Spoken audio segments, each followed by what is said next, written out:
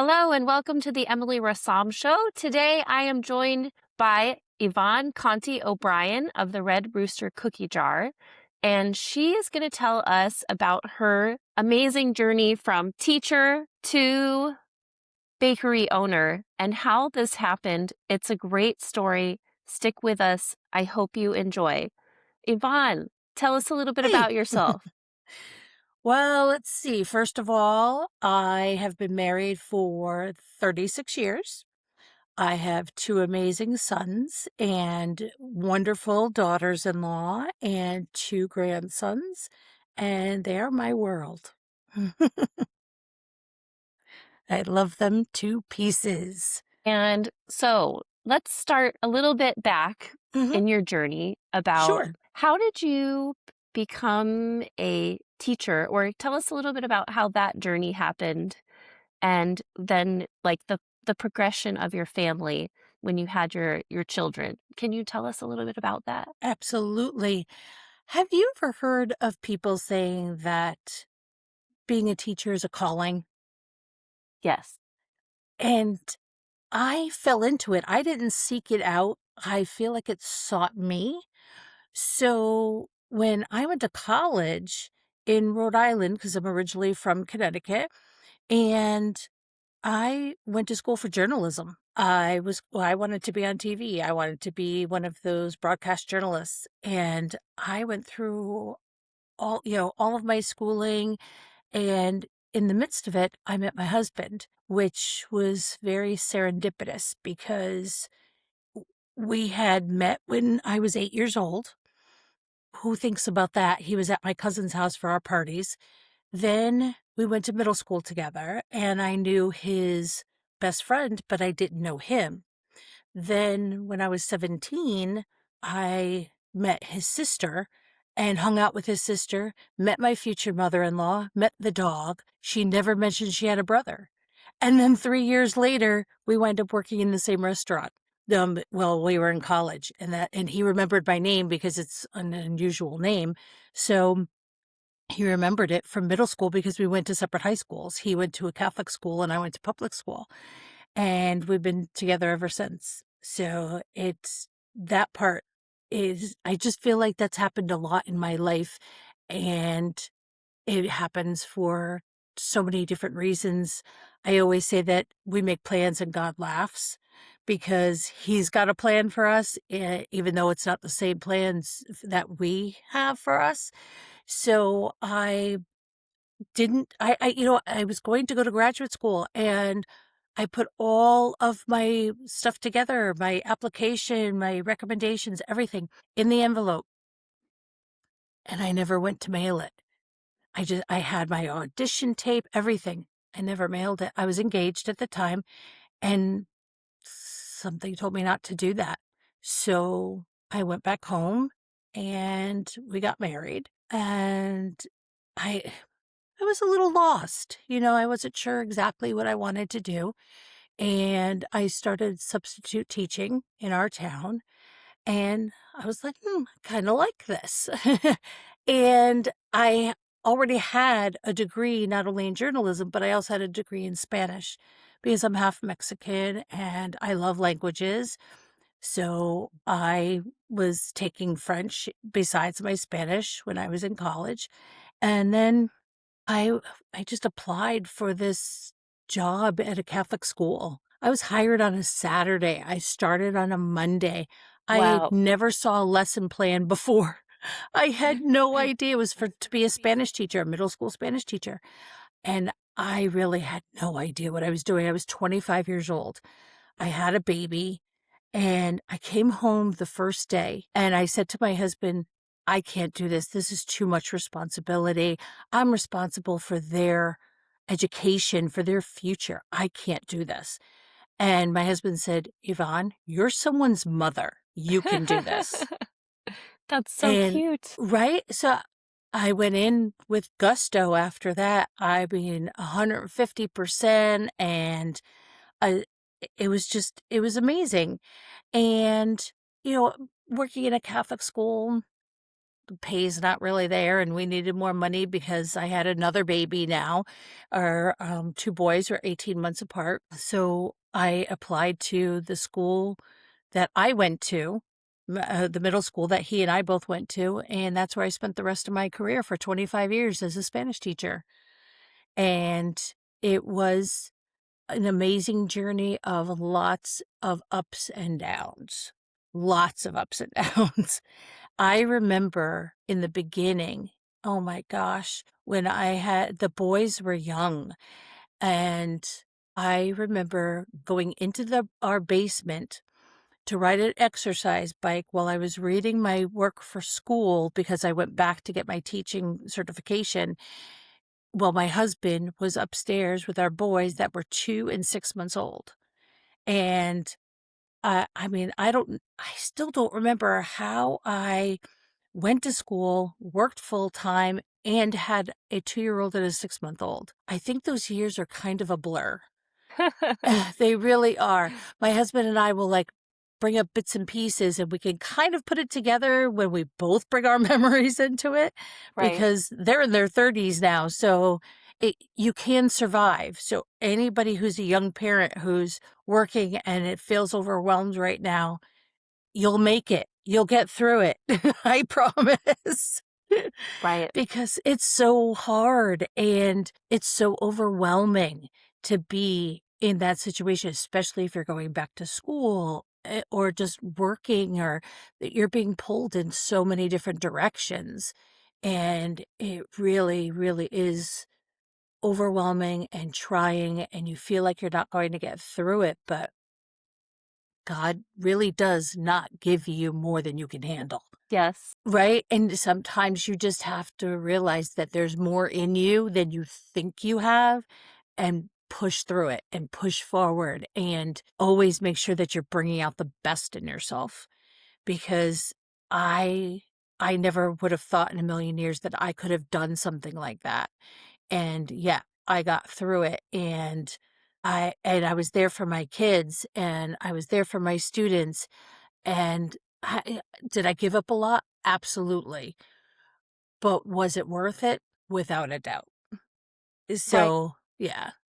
So, one of the things I hear all the time is about how you give up a lot of things when you're a parent or a mom, but I don't feel that way. Did you feel like you gave up a lot of things, or was there something that, like, comes to mind that you really feel bad that you gave up, in that time? Because right now, where I am, I don't see it as, like, I'm giving up anything that I might have missed out on anyway. How do you recall anything that you think I about, like, do. with that? Mhm. There's one instance, Okay.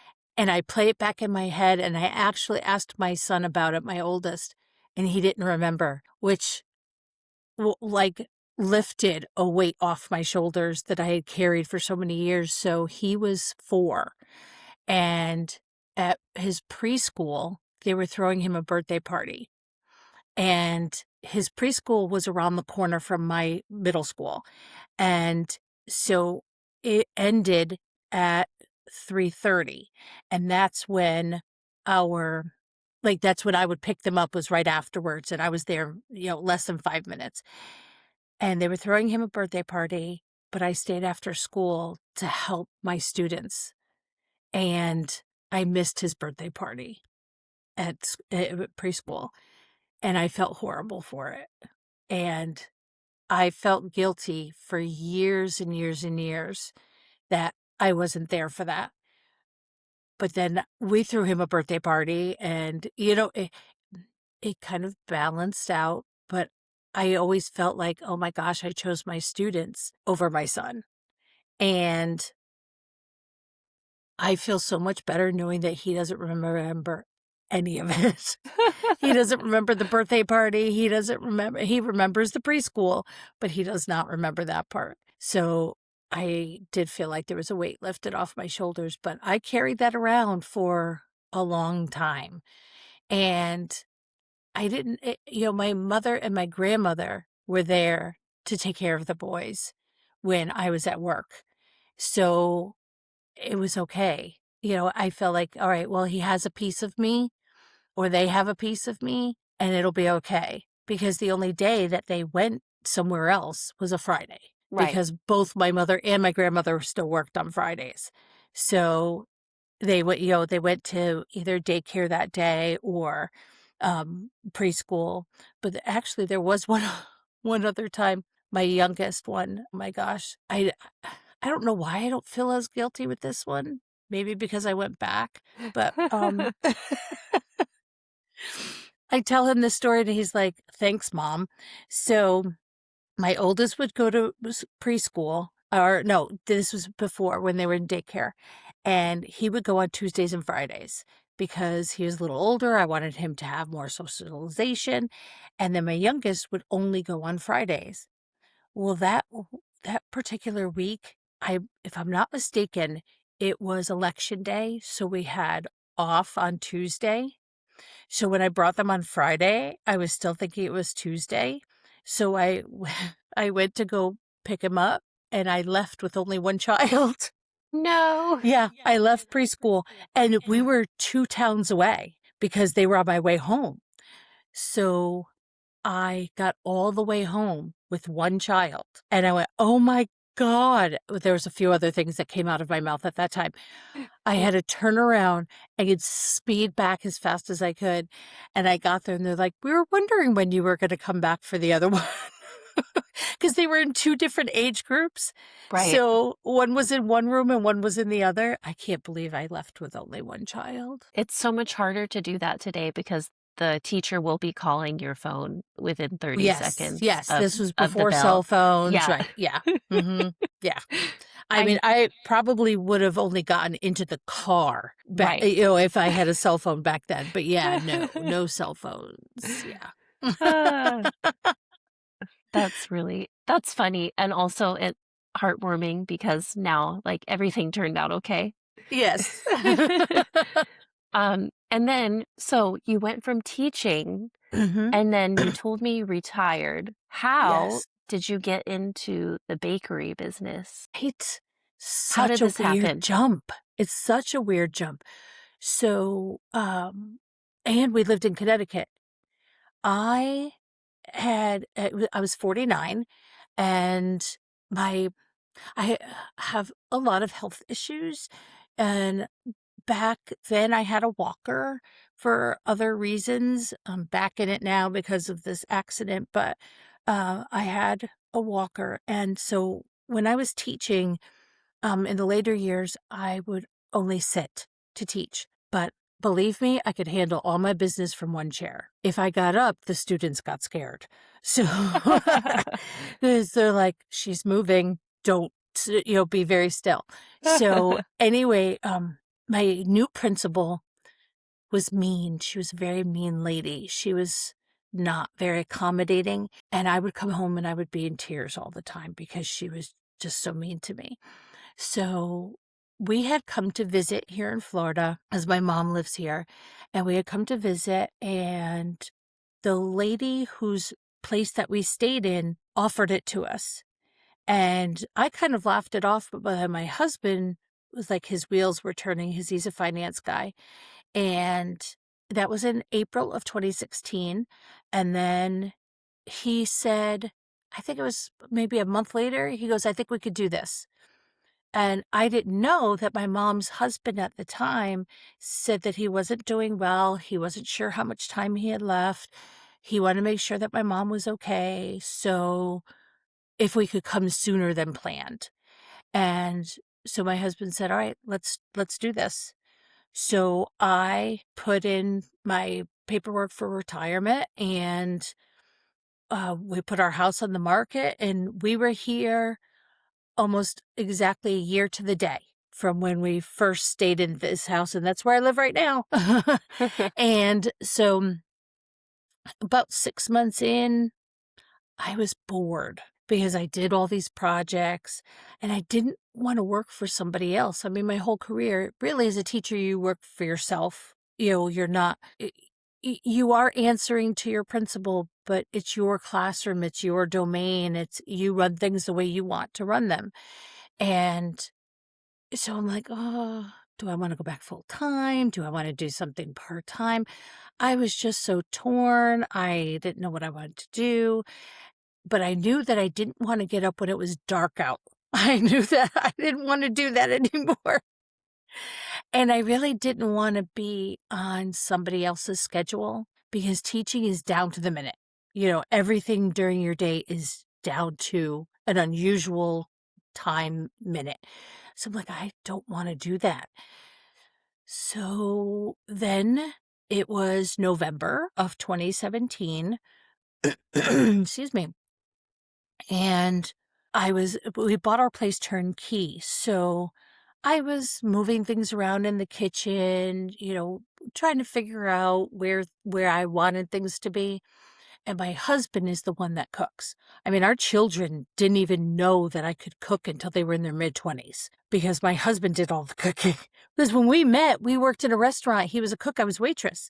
Right. So I didn't bother. He worked from home. Dinner was already made. The kids didn't think twice about it. Dad made a breakfast in the morning. Dad made their lunches. So I I didn't even know I could bake. I had no idea. Nobody taught me when I was a kid. We would make homemade tortillas with my grandmother. I wasn't baking cakes or anything like that. My mom didn't make cookies, nothing like that. So I was moving these recipe books that were my husband's, mind you, not mine, from above. I always have to stress that from above above the microwave, the cabinets right up above there. So one chocolate chip cookie recipe fell out of a book onto a counter. And I was like, something told me to make these cookies. I can't explain it to this day, but it was just the most overwhelming, strongest feeling to make these cookies. So I did. And my husband's like, why are you making cookies? Because mind you, I lost 160 pounds before we had moved down to Florida. So, I mean, I was working hard on all this stuff. I wasn't eating cookies. I wasn't doing any of that stuff. And he's like, why are you doing this? I'm like, I don't know, but something's telling me to make these cookies. So I did, and they came out amazing. And he's like, what did you do? And I said, I don't know, but I don't think I could do it again. And he says, but, try. So I did, and they kept coming out amazing. So about 2 weeks later or so, maybe 3 weeks later, we were going on a 19 golf cart caravan ride to see the Christmas lights with our whole neighborhood. So I get this idea in my head, I'm going to bake cookies for everybody that's going. And I put them in these cute little adorable boxes that look like little Christmas village houses, and they were just so cute. And so we handed them out to everybody, and we went on our merry way. Halfway through, we stopped to take a little bit of a break, and everybody kept coming up to me, telling me how awesome these cookies were. And I really thought that they were just being nice because I gave them cookies in a cute little box. So I didn't think anything of it. I just really thought that they were being kind. So then I had all these cookies, and I didn't know what to do with them because I didn't know where to put them. So I had gone to the store, and my whole kitchen is roosters. And I bought a Red Rooster Cookie Jar. And it was sitting on the counter, and I could now put the cookies in something. And then I had so many, and my husband is actually diabetic, poor thing. And I kept saying, Why? here, try this, try this. So I know, right? So then Kerwin, the FedEx guy, I always have to give him credit. He would come to the house and make deliveries and stuff when we became friendly, and I always gave him cookies. And he would get so excited and tell the guys at the warehouse that morning, I get to go to the cookie lady's house. And that's how he started calling me the cookie lady. So then everybody started calling me the cookie lady.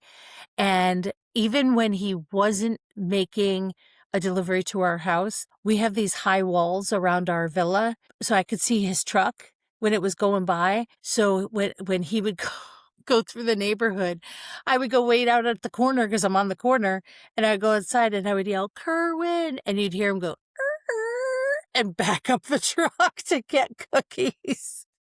So then we went up to, it was now Christmas time, and I missed the boys, and it was going to be our first Christmas without them. And I'm like, oh, let's go back to Connecticut for Christmas. So we did. And I brought all these cookies for people. And even the people that I couldn't get a chance to see, my kids ate their cookies too. And they were like putting them in, like just shoveling them in like Cookie Monster, just like they hadn't eaten in 100 years. And then we get back from the oh, and I had to bake cookies while I was there because they needed more. So I had to go to the store, get more ingredients, and come back and make these cookies. So then on our way, we had stopped in New Jersey to see my sister-in-law and brother-in-law, my husband's sister, and I had brought them cookies. They were gone that night.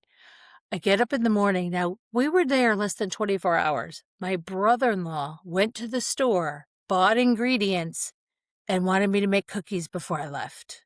My So, goodness, that's right? funny. Yeah, so I had to, I mean, he is a cookie monster. The cookies I brought them the day before were all gone. He needed more, so I made more before I left. They weren't even out of the oven yet before we were back in the car to come home. And now it's almost, I think it was almost New Year's. And I I had, played around with different flavors and stuff. And now, mind you, those were only, when I first started, they were only the chocolate chip ones. Right. So my youngest son loves oatmeal cookies. And I said, well, I'll do an oatmeal raisin. And I was talking to his girlfriend at the time. And she said, I love when my mom makes oatmeal raisin cookies with chocolate chips. And I said, why bother to do that? Why not just use chocolate covered raisins? And she's like, oh my God, I never heard of that before. And I said, you know what? Neither have I. So I did some research. I couldn't find a single recipe. So I created my own. I didn't know what the heck I was doing, but I did it. And that's my oatmeal raisinette to this day. And they are pretty awesome. And so then Kerwin says, you really should sell these. I'm like, nah, I don't think so. He's like, no, you really should.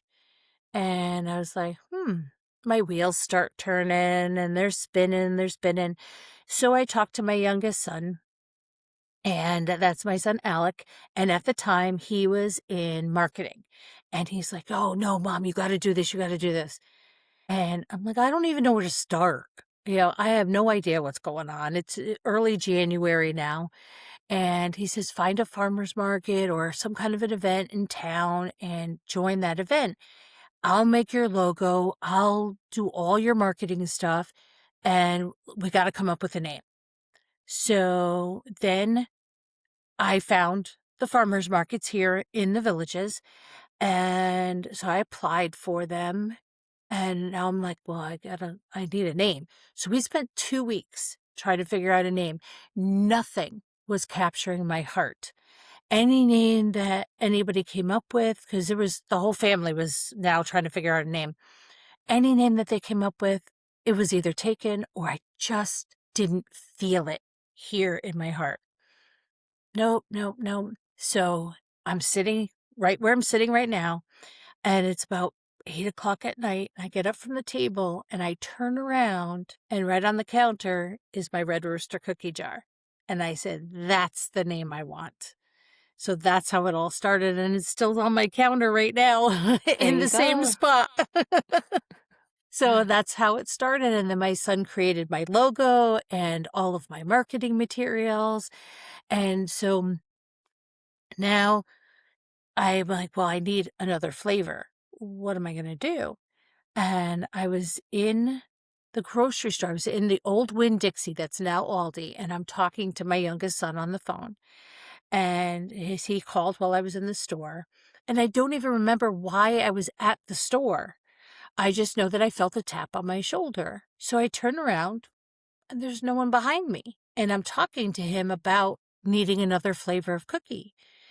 And I look to my right, and there's the spice aisle. And right on the counter is sitting a double cinnamon sugar cookie recipe. I'm like, oh my God. So I took it. And I went home and I tried it, and it was the biggest epic fail ever. It was a disaster. I was swearing, I was crying. I was like, "No, these cookies aren't gonna beat me. I don't know how this is gonna happen." But they were just like a puddle, and they were flat, and it was just awful. It was so awful, and I almost gave up, and then all of a sudden I said, I'm gonna take out an egg and see what happens." So I did. That's my snickerdoodle cookie to this day. It's big and thick and fluffy cinnamon pillow, and it's awesome. And again, who knew? I mean, usually you have to balance that, dry goods to wet, but that was a disaster no matter how many times I tried it. It just wasn't coming out that way. So now I have my three. Now, on a sidebar, I was a daddy's girl, a big daddy's girl. And my dad had passed away in 2005. I'm an only child. I missed him terribly. He was only 57 years old. I was 37. He was only 20 years older than me. His job here wasn't done. He was my youngest son's best friend. And it was just so hard. Every year I would have to take off time from work to mourn. It was, years were going by and I still was crying. Anytime somebody mentioned him, I would cry. It was just so hard. And sorry, I still get choked up. That's okay. Thanks. And it was just such a difficult time to get over. I shouldn't even use the words get over, just a difficult time to get through, to understand. I still couldn't understand why, after all this time, I was still mourning so much. And I mean, literally, my dad and I kind of grew up together. And he died in a very difficult way.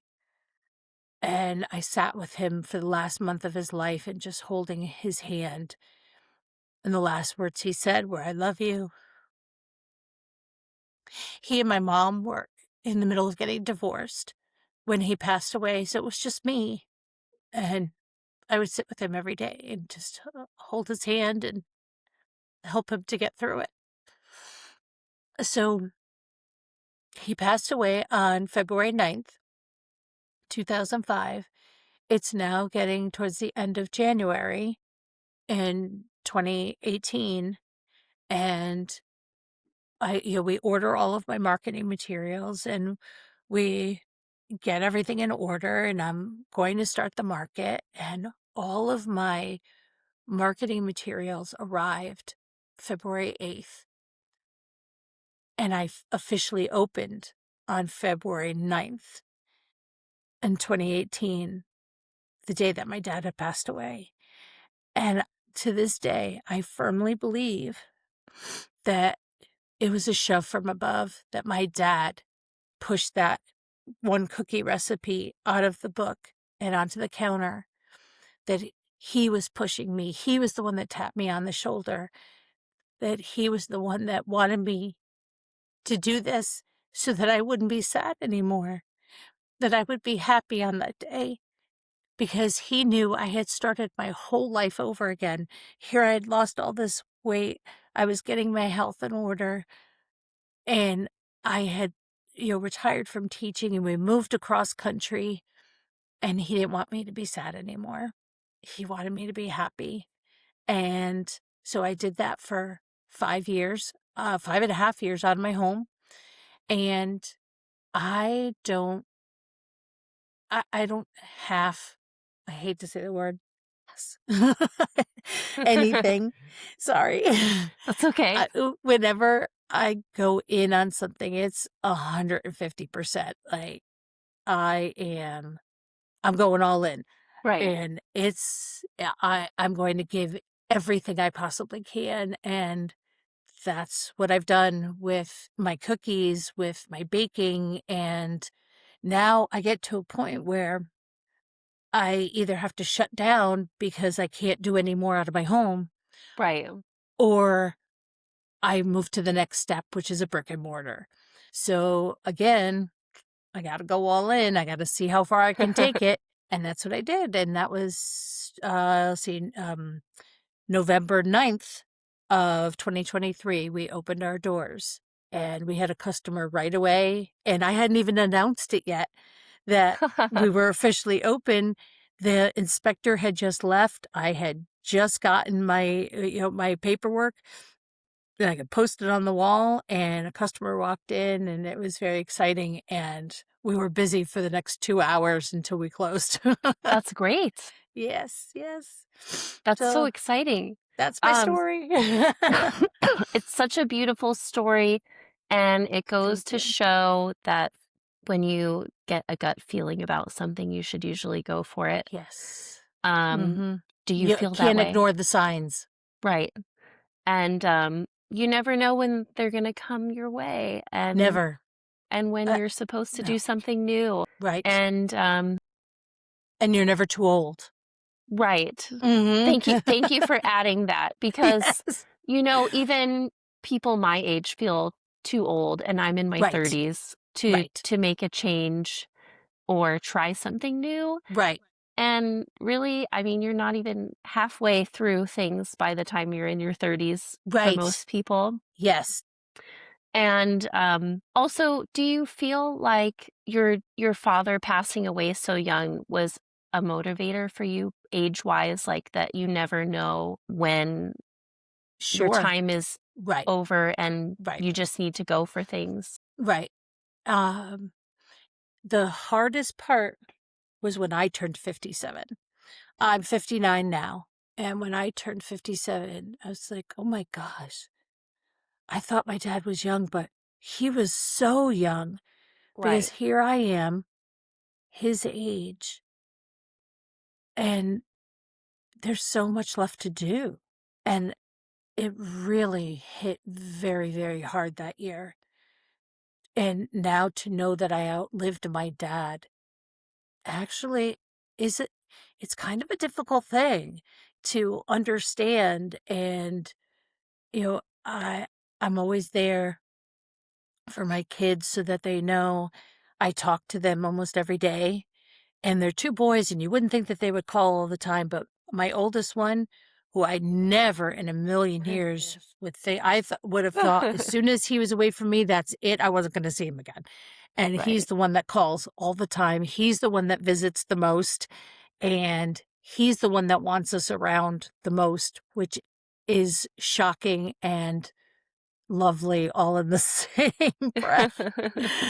It's just excuse me.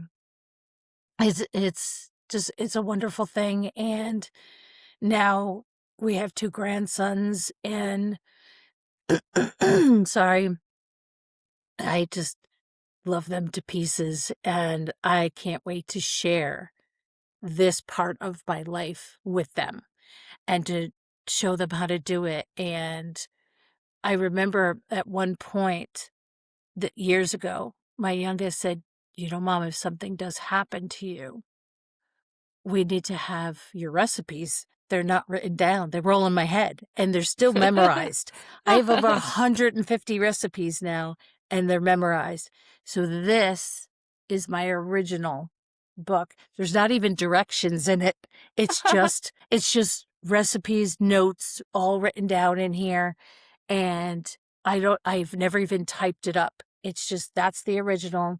And then I started transferring them over with directions and all that kind of stuff, and all the notes that I had written over the years, and taken those and put them into a little bit neater version. But that's the original, and it sits by me all the time. I think those are more special anyway than The written typed up. ones, Yeah. right? Yes, yes, yeah. Well, So, I would like to thank you so much for sharing aw, you're your welcome. journey with us, because it's really been a journey. And I always like to ask at the end, is there anything that you would like to share that's something that's always on your heart? I know everybody kind of has a thing they like to talk about, that's encouraging for someone who could be listening. Absolutely. Especially if it's, a younger parent like yourself, and it may not be cookie related, it may not be bakery related, but so many people ask me, "How are you married so long nowadays?" We've been together, golly, for I mean, do the math. I was 20 and I'm now 59. So it's a long time. And how did we get through it? Those younger years, parenting, are so difficult. Um, and it could put such a strain on marriages, and so many people give up nowadays, and it's so important to remember those vows, to remember that you're in it, good or bad, no matter what, good, bad, ugly, because it will get ugly. And I have said this to my own children, those first 7 years are so hard. And you cannot just say, I'm going to walk away, because that's not going to solve anything. You're not going to find that you're actually going to be happier. The easy part was the dating part. The hard part is the marriage part and keeping it together.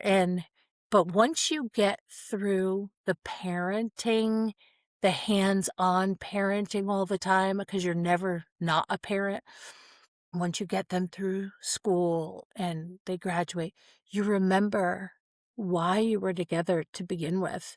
And it's such a special time. And you really come back together again if you truly love one another, and if you truly loved one another in the beginning too. And you, he's my best friend, and he's the only person that I can tell everything to. And we're in it for the long haul, no matter what. And the funny thing is that he says he's on his fourth wife, but they're all named Yvonne because he had the pre-kids wife, the kid's wife, the retired wife, and the bakery wife. But he's always been very supportive in all of my journeys, because once I realize that I've done everything I came here to do, I then move on to something else once I've reached those goals, because I always like to set goals for myself.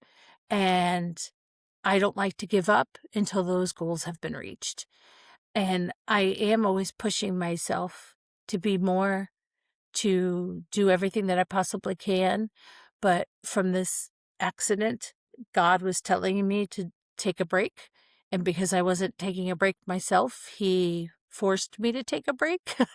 But it's been a good thing, because I've also realized that my team is amazing and that they could handle everything on their own, because we had all the right processes in place. And they're just amazing people. And it's one of the main things is because I always try my best to be kind and to be good to people. And if you give that part of yourself always, every day, that will come back to you. And all that goodness and all that kindness will come back tenfold. And so all the kindness that I try to put out there into the world, no matter what, if I don't care if it's a stranger, I I remember, here I am with a walker going to the doctor's office, and somebody couldn't get into their car. They were trying to help their mom get into the car. So I stopped to help them. I don't care if I'm hurting, I'm still going to give to somebody else, because that's what you should do. You should always give of yourself to someone else, and that will come back. And that's when I was forced to not be at work, it came back because my team was there for me. And that's an important, really, really important part of life, no matter how old you get. That was beautiful. Thank you for Thanks. sharing that word of wisdom. Oh, you're welcome. That's the old part of me.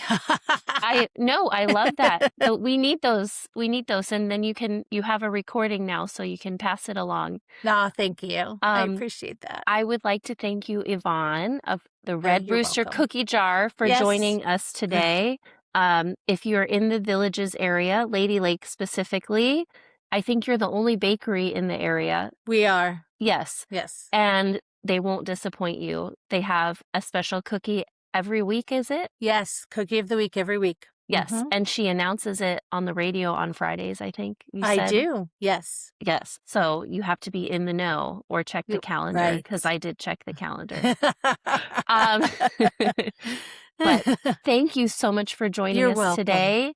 And we will get you to your swim class now, so you're Yes. not late. Have a great day. Thank you. Thanks. Bye. Appreciate Bye. it. Bye.